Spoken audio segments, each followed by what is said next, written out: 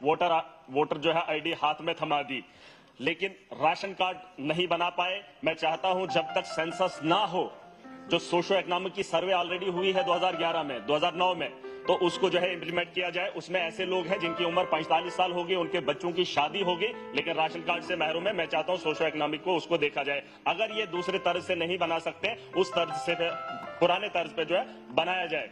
Sir, उसके बाद में फूड की बात करूंगा। कॉन्ट्रैक्ट सिस्टम यहां पर लाया गया।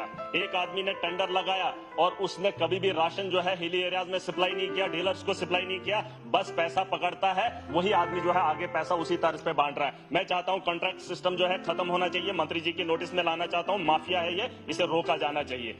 उसके अलावा सर, राशन कार्ड बनाए इन्होंने, 60 और 40 का रेशो बनाया, जिसमें 38% जो था वो एनपीएचएच था और 60% पीएचएच था। मैं चाहता हूं जो 2% एक्सक्लूजन में था, कुछ गांव ऐसे हैं, कुछ इलाके ऐसे हैं जहां एक्सक्लूजन में लोग नहीं फाल करते हैं, लेकिन जानबूझकर जबरदस्ती उनको डाला गया। मैं चाहता हूं पीएचएच की कैटेगरी ज्यादा है, आप भी जानते हैं बेरोजगारी बढ़ गई है, तो फिर पीएचएच में कमी क्यों आ रही है? 70% तक इसे पहुंचाया जाना चाहिए। और एक्सक्लूजन में हमारे हिली एरियाज में कोई भी फाल नहीं करता है। जो 38 था उसे जो है 2% एक्सक्लूजन किया था। मैं चाहता हूं 30 पूरा जो है 70 और 30 में इसे जो है बराबर किया जाए।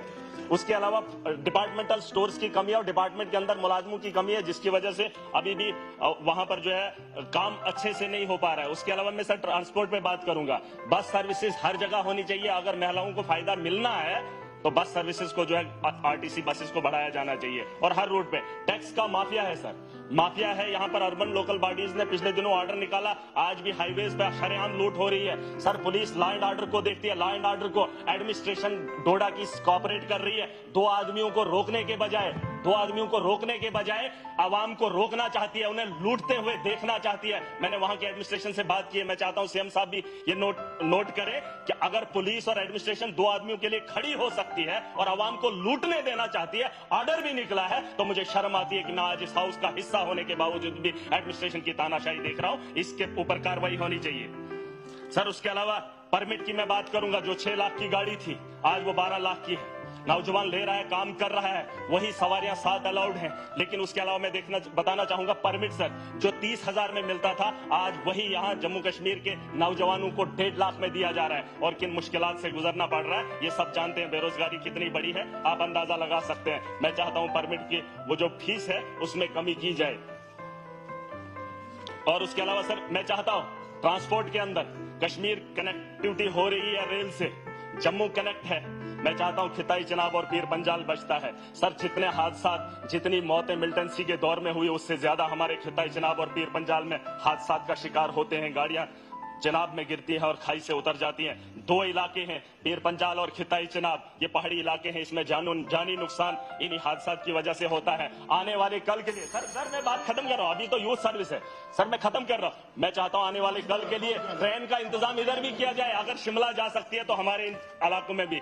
यूथ सर्विसेज की बात करूंगा सर, 2 ग्राउंड, मेरे एक भाई ने बहुत अच्छी बात कही, 2 ग्राउंड होने चाहिए कश्मीर के अंदर, एक जम्मू के अंदर, जहां इंटरनेशनल मैचेस खेले जाएं।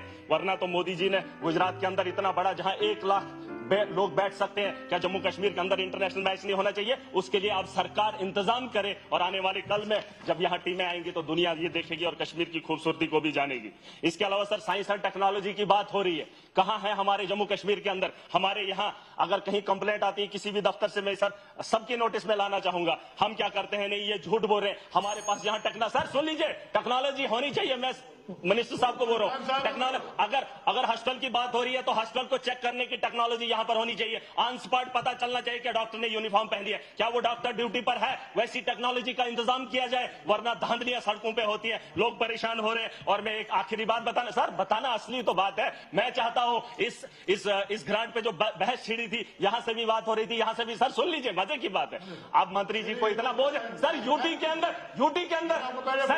अंदर सिर्फ 6 मंत्रालय हैं, बोझ ज्यादा है। ग्रांट्स पे बात करने के लिए मुझे 4 मिनट मिल रहे हैं और नहीं कर पाऊंगा। मैं चाहता हूं कि विपक्ष के लोगों को भी मंत्रालय बांट दिए जाए। उन्होंने ट्रांसपोर्ट की बात की, ट्रांसपोर्ट है, एक डिपार्टमेंट उनको दे दीजिए। माइनिंग बेहतर जानते हैं, दे दीजिए। शराब के ठेके हैं, उनको दे दीजिए। इनको भी एडजस्ट करके चलिए पीर